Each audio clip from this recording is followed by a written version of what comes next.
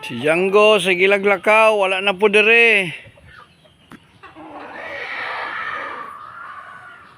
Oy, pakita ni kay Tingards Game Farm. At Tingards Game Farm. Pure Boston sweater.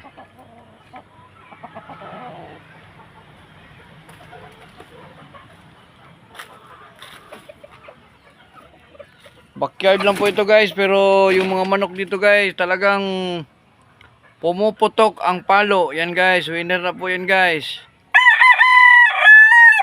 Pusam 226 sweater. Po yung mga balik na po ito. Ito yung mga anak niya. Yan, isa, dalawa.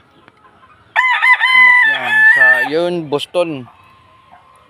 Boston yan, Broodhen. Sweater na Broodhen, sweater din na Broodhen.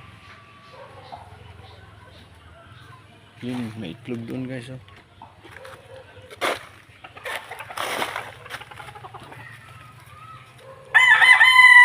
Boston sweater, stag. 7 months old. Mga kanuki, sigilan ni kabitay dire. Ganina, nabitay na pod. Naatay old lines, mo ni siya ang claret. Kelso claret. Nandoon guys, wala nang laman, saka dyan, wala, sold out na. Kasi pumunta ng Japan yung may-ari dito, si Mr. Titing Respecia. Yan guys, ito yung super na gray, machine Kelso gray, nagjugod gray, medyo lugon. Yun yung anak niya, balik sa anak niya, naging 3/4 na ito, wala pang itlog guys, pag lugon pa kasi yung bugtak natin. Yung anak nito nasa 37 na produce, white, yung white leg na side lahat, walang talo kahit isa. 37 wins, no loss, pero pag nag-anak siya ng hatch, blue legs, or green legs, dark legs, any dark legs, 50-50, 50, kalahati talo, kalahati panalo. Pero pag nag-white leg, panalo. Tama lang yung palo, simple lang, pero yung cutting ability, the best. Yan yung jugod natin dito sa TR Game Farms. Tingards Game Farm pala, sorry guys. Ito naman yung Jack Ham Hats. Ito yung old lines. Old lines ito guys, yung sa male sims. May ibang hatches na, daming hatches dito. Ang dami na nakalagay na hatches nito. Hindi ko na maintindihan anong palo nito. Nasa taas, nasa baba, nasa gilid, nasa highway, nasa eskinita. Hindi ko alam kung saan na pumupunta ang palo nito, pero pumuputok ang palo. And then guys, new version ng ano namin, yung tawag nito Gilmore, maliit, nasa 1.7 lang, tapos sira yung right na paa niya. Pero magaling na manok, maliit, magaling. Ito naman yung bulik, dalawa ito lumabas. Panalo na yung ibang bulik dito, pero yung isa, ngayon lang, bago lang, natalo. Yun pa lang yung natalo, yung isa, yung kasama nito. Ito, hindi na namin tinuloy. Yun po yung dog namin dito, Hercules. Hercules! Yun si Hercules. Yun yung winner na Broodcat.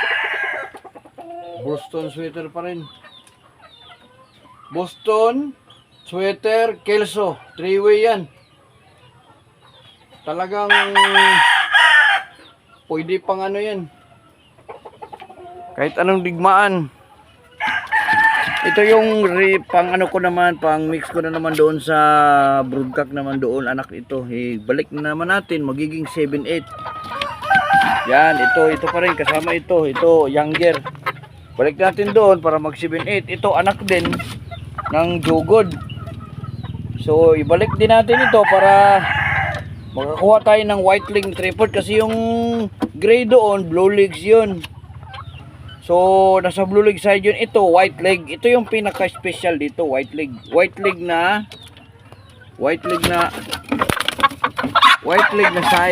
side na broad na manok. Oh, ganda ng katawan guys. Ganda ng katawan. Yun guys. Ganda na manok. Ganda na babae, laki na katawan. Balik natin kasi baka makawala. Pagalitan tayo ng ano natin.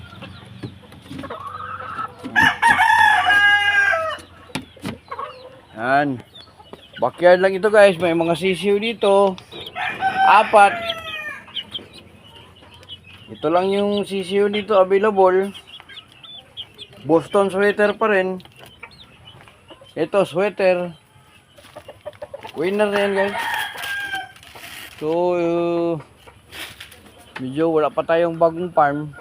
Hopefully malipat itong lahat sa bagong farm ni Tingars Game Farm.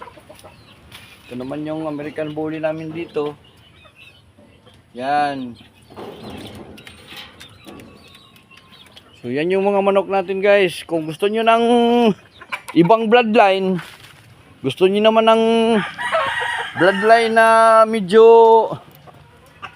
talagang pumuputok sa karahay.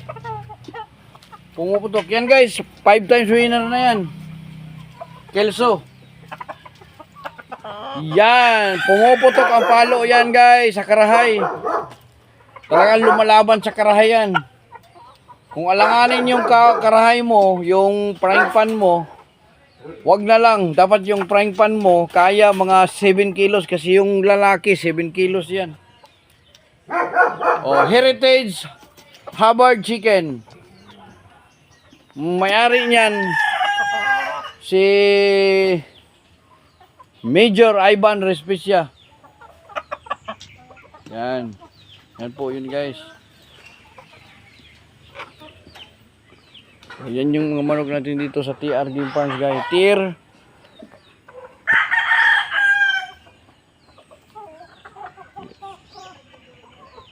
Medyo nasa forest yung ano natin yung concept ng farm dito guys.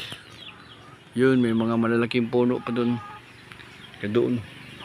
Yung ibang mga sisyo, pinakawalan pa, pumupunta doon. Bumabalik. Ibang kulay na pagbalik. So yun guys. So I hope you enjoy our video. Abangan sa susunod. Abangan natin yung fight nito, fight noon, fight nito pag-uwi ni TR Game Farm, Tingars Game Farm. Okay? See you guys.